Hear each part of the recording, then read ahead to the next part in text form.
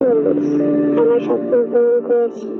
এখন আমি আমার ড্রিম কামটি পুড়িয়ে দেব। একদিন রাস্তায় হাঁটতে হাঁটতে হঠাৎ তার সাথে দেখা, তাকে এত বছর ধরে ভালোবেসে এসে দৌড়ে গেলাম তার কাছে। কি বলবো, আপনি বিদেশ নাম্বার চান? সে উত্তরে বলল, হ্যাঁ আগে ছিলাম, কিন্তু আপনাকে তো চিনলাম না। একটা দীর্ঘ নিঃশ্বাস ফেলে বললাম, আমি আর্মি। সে আমার দিকে অবাক চোখে তাকিয়ে বলল, এখনো মনে রেখেছো আমাদের? হেসে বললাম, কি করে ভুলে যাবো আপনাদের? ওকে পানি নিয়ে জিজ্ঞাসা করলাম, আমাদের বাকি 6 আছে কেমন আছে?